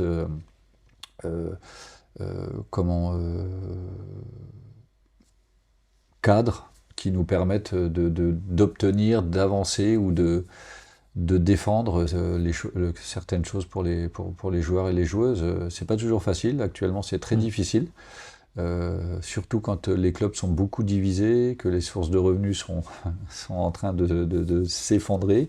Mais c'est là aussi où peut-être les joueurs, les dirigeants, les entraîneurs qui ont plus l'intérêt général de par leur représentativité, c'est-à-dire que nous on représente aussi bien les joueurs du PSG que les joueurs qui sont en national, de la même manière, de la même façon. Donc on a, quand on discute, un intérêt général que n'a pas un club. C'est-à-dire qu'un club a forcément un président qui est administrateur à la Ligue, il va forcément essayer grâce à ce poste-là, obtenir des avantages ou des avancées pour son club, ce qui peut être logique, ce qui n'est pas entendable ou acceptable pour nous, et ce qui n'est pas bon pour le football français, c'est sûr. Et c'est peut-être ça qu'il faut changer, c'est peut-être ça, les réformes, la proposition de loi qui est portée.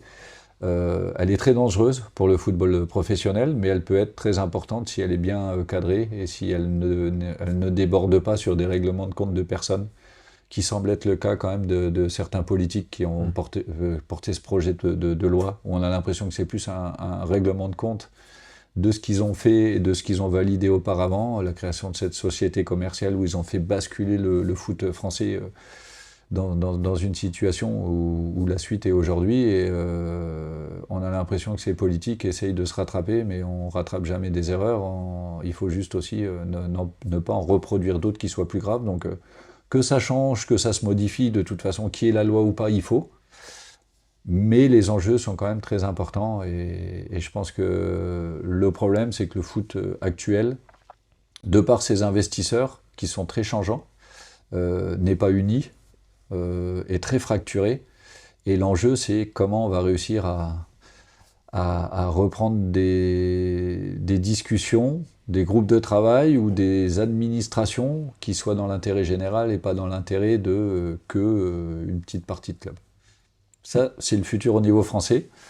Au niveau étranger, avec FIFPro Europe, on a des sujets, c'est les calendriers, c'est-à-dire le côté où on a des plaintes contre la FIFA sur les calendriers, c'est-à-dire que évidemment les top joueurs jouent trop de matchs et ça en pâtit sur leur santé physique et mentale évidemment, mais aussi sur leur capacité à produire du beau spectacle.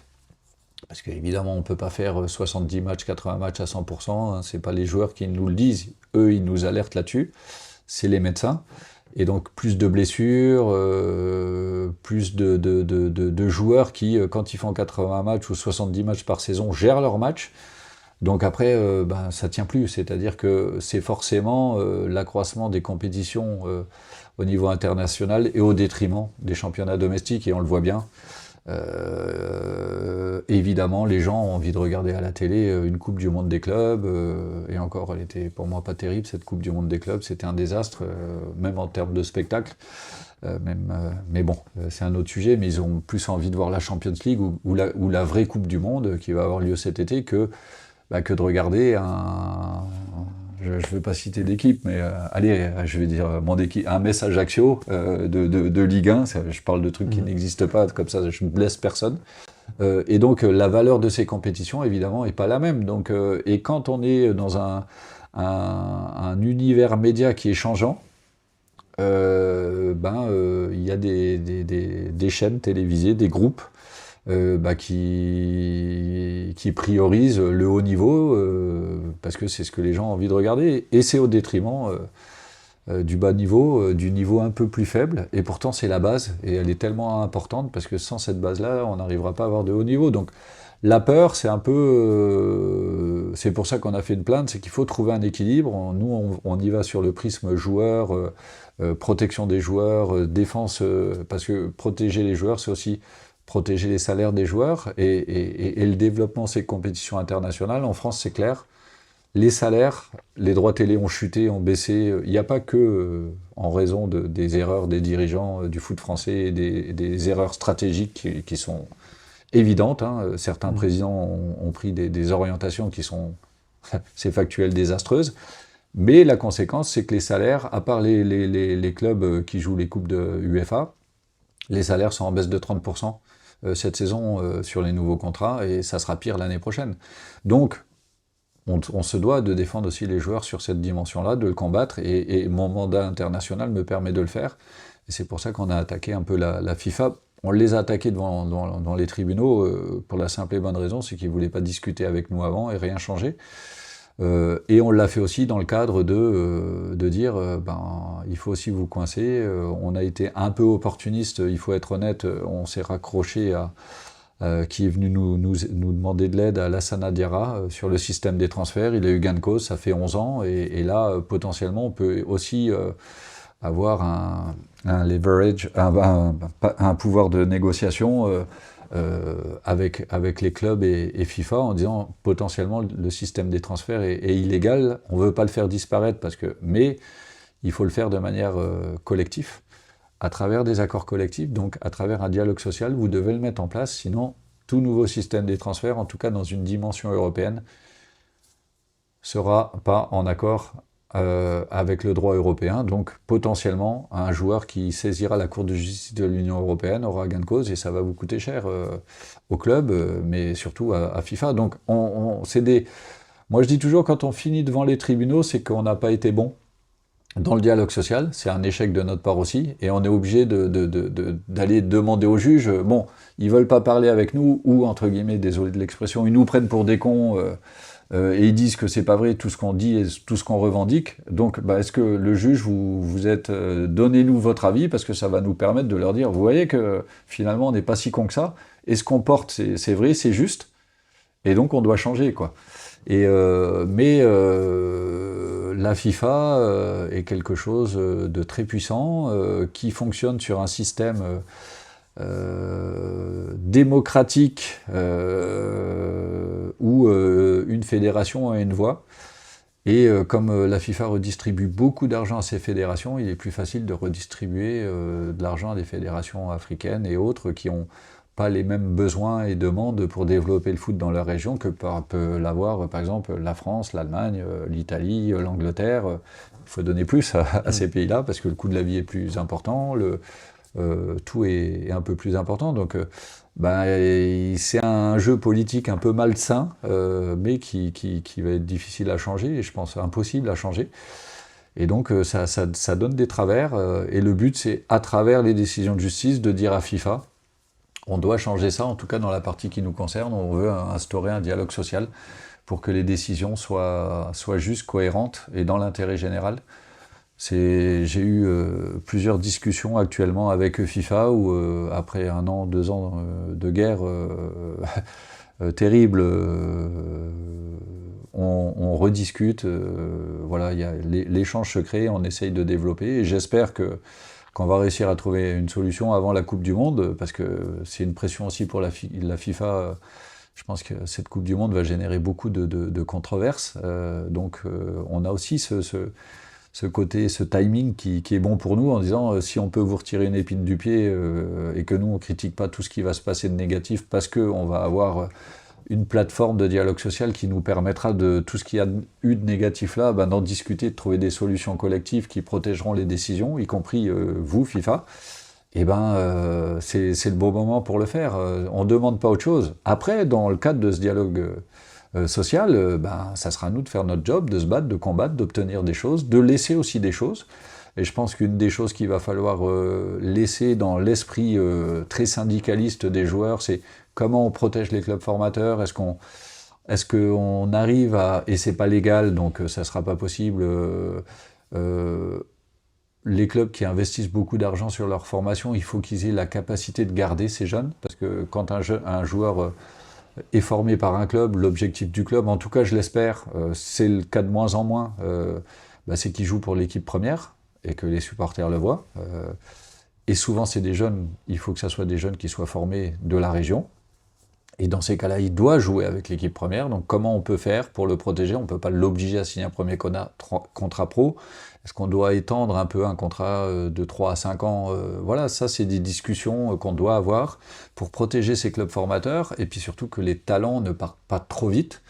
Comme Metz n'a malheureusement pas d'autre choix, parce que ils ont un déficit structurel.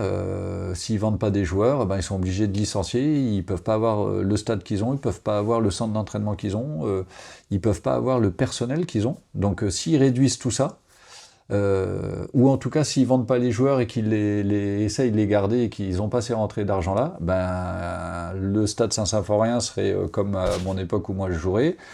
Les salariés, il y en aurait un quart en moins, et le centre d'entraînement serait toujours peut-être, je sais pas, à Vaud ou au château de Vaud comme nous on avait. Donc voilà, le club maintenant est évidemment en déficit structurel et est obligé de vendre ses joueurs. Comment on va réussir à faire en sorte que, évidemment, ils peuvent encore les vendre. Il faut pas non plus qu'ils bloquent les joueurs. Les mises à l'écart, ce qui s'est passé, Mbappé et autres, je parle de Mbappé parce que même ce top-là, ça pose problème. Donc de mettre la pression, d'exercer du harcèlement sur les joueurs pour qu'ils re-signent ou qu'ils partent, non. Définitivement non. Mais comment on fait de manière intelligente ensemble pour protéger la formation française, mais pas que française, aussi ailleurs. La Première Ligue est au-dessus de tout. Ils ont plein d'argent, ils le dépensent déjà, c'est discutable. Ils dépensent beaucoup d'argent de manière très peu stratégique et très peu raisonnée, mais c'est souvent comme ça quand on a beaucoup d'argent. Les milliardaires, ils n'achètent pas une Ferrari parce qu'ils en ont besoin ou parce que non, ils en achètent parce qu'ils ont vu, ils ont envie, donc ils prennent. Ok, laissons dépenser leur argent, pas de souci, mais nous, on ne doit pas perdre dans les autres pays. Les clubs formateurs, il faut les protéger, et puis qu'on ait une base solide qui concurrence aussi ces Anglais, parce que les Anglais, ça sera difficile d'aller les chercher. Et toutes les personnes qui disent qu'il faut qu'on se rapproche de l'Angleterre ou qu'on dépasse la Première Ligue, c'est des vendeurs de rêves, et je pense qu'il faut qu'on redescende sur Terre.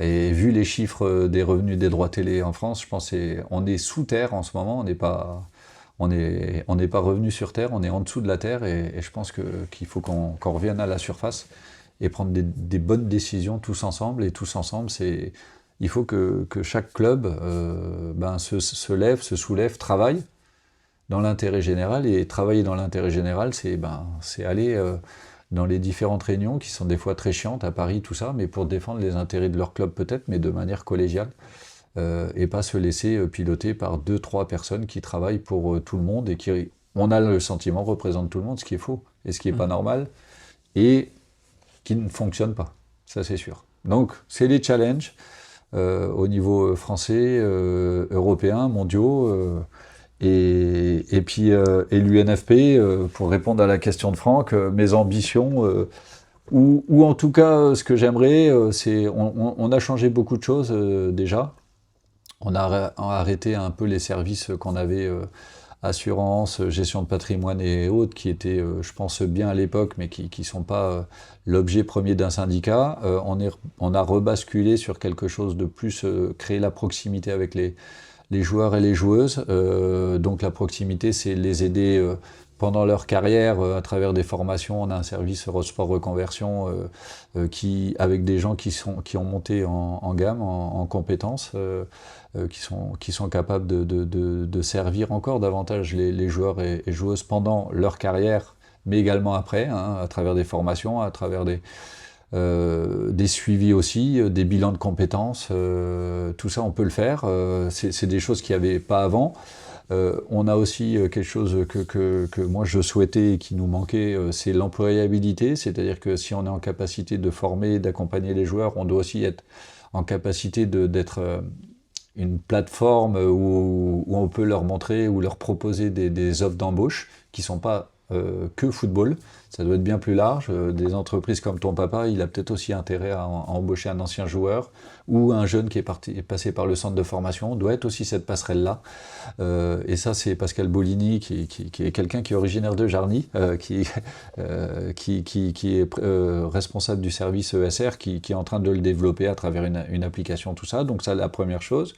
Et puis dans la dimension sociale, on a monté un fonds qui s'appelle le Fonds de Solidarité, où pour l'instant on donne 500 000 euros par an. L'UNFP, c'est pas l'UNFP, c'est l'argent généré par les joueurs, et que c'est Rob Pires qui est président de ce fonds-là, et il y a des anciens joueurs et des joueurs en activité qui c'est eux qui décident comment ils aident et combien ils donnent aux joueurs et joueuses qui le demandent, qui ont besoin de payer des formations, qui sont en difficulté aussi, parce qu'il y a beaucoup de joueurs, on a toujours l'impression que les joueurs de foot c'est des milliardaires, mais ça représente 2-3% de la population. Tous les autres, il y en a aussi beaucoup qui se retrouvent en difficulté dans les 5 à 10 ans où ils arrêtent leur carrière. Donc on a fait ça, et puis surtout, moi, mon angoisse personnelle, c'est de partir ou laisser la place au bon moment à l'UNFP. J'ai un mandat, je suis élu il reste 3 ans, me semble-t-il. D'avoir l'honnêteté de se dire c'est plus moi la bonne personne, ou alors si les personnes qui votent, le comité directeur de l'UNFP n'a pas le courage de venir me le dire, en tout cas j'espère avoir l'honnêteté de se dire non mais là c'est plus toi, t'es plus représentatif des joueurs, laisse la place, parce que c'est pas bon, et ça sera mieux si c'est pas toi et si c'est un autre, quoi. Donc voilà, c'est un peu beaucoup d'ambition d'essayer de changer les choses, mais c'est très compliqué, et je veux le faire que en équipe. Donc aucune décision moi n'est prise seule, c'est-à-dire c'est pas moi qui dirige l'UNFP ou FIFPro Europe. Tout ce que je pense, ce que je veux, mes volontés. Alors, j'essaye d'être le plus convaincant possible, mais sont validés par le comité directeur, la direction de l'UNFP ou le board de FIFPro Europe. Évidemment, toute décision, ça c'est dans mes mandats, c'est ce que j'ai voulu changer. Et je pense que on ne peut pas dénoncer des choses à FIFA en disant vous prenez des décisions unilatérales et pas se l'appliquer à nous-mêmes. Donc ça, c'est ce qui a changé. en tout cas à l'UNFP et à FIFPro Europe, donc ces ambitions de se battre pour des sujets, et puis surtout cette crainte, c'est de se dire, quand tu seras plus la bonne personne, et l'honnêteté et le courage de te dire, je me retire, et puis je vais aller jouer ou retravailler, hein, si j'ai la nécessité ou le besoin de travailler ailleurs, faire d'autres choses, et puis, ou alors, si j'en ai plus besoin, que c'est l'âge de la retraite, prendre du beau temps avec mes copains, et puis s'amuser, profiter de la vie, parce que c'est aussi très très prenant, ces 2 mandats-là. Ça fait 3 ans où j'ai quasiment pas de vacances, en tout cas j'ai pas pris... je pense pas avoir pris une semaine complète de vacances depuis 3 ans, mais j'ai pas l'impression de travailler, j'ai cette chance, comme je dis souvent à mes collègues, mes copains qui sont d'ailleurs pas du foot, mon entourage le plus proche, c'est des entrepreneurs ou des gens qui travaillent dans la région. Et des fois, je les vois râler par rapport à leur job, et je dis, putain, moi c'est incroyable, parce qu'avant je jouais au foot, on me payait pour ma passion, et là, je défends les joueurs, et on me paye toujours pour quelque chose que j'aime faire. Donc, je suis heureux d'être payé pour quelque chose qui n'est pas un travail, qui est une passion ou une conviction. Et ça, tous les jours, quand je me lève, je sais que c'est un luxe, même si c'est des fois très difficile de discuter avec certaines personnes dans le football, et on parle, plus on monte, moins on parle de foot, et ça c'est décevant. Et d'ailleurs, j'en discutais avec le président Seferin, le président de l'UEFA, où au départ, notre relation était un peu tendue, et on parlait beaucoup de conflits, de choses comme ça, de représentation, qui on représente, est-ce que moi je suis en contact avec les joueurs, bon, je pense que je vais prouver.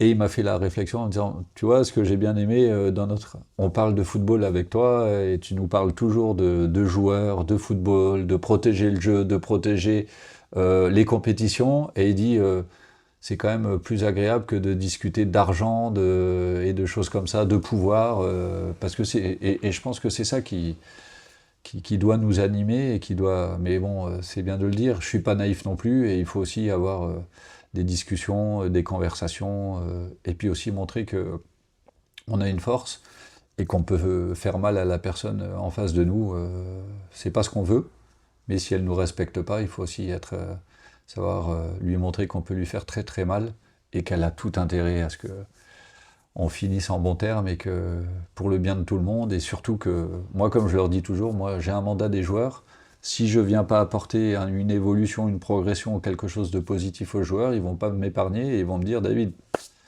t'es un bon mec, on t'aime bien, mais t'es pas la bonne personne, et on n'est pas content de ce que tu fais, des résultats que tu as eus, et on est dans un monde compétitif, donc merci, on reste en contact, mais on va prendre une autre personne, parce qu'on a besoin de quelqu'un d'autre. Voilà. Et ça permet aussi à moi d'être crédible, et de ne pas faire copain-copain avec certains en disant, moi je t'aime bien, je discute beaucoup avec Nasser Al-Khelaifi, des gens disent, ouais, mais il est comme ci et comme ça. Il faut connaître les gens, faut prendre le temps de les connaître, et surtout, il faut les respecter. Moi, ce que j'ai eu à dire à Nasser, et les choses sur lesquelles j'étais pas d'accord avec lui, y compris des choses, je les ai dit en tête à tête. Le Paris Saint-Germain m'a fermé plus de 8 mois les portes du Paris, lorsque j'ai défendu Adrien Rabiot, qu'ils avaient mis à l'écart. On a défendu Kylian, mais moi j'attaque pas les personnes.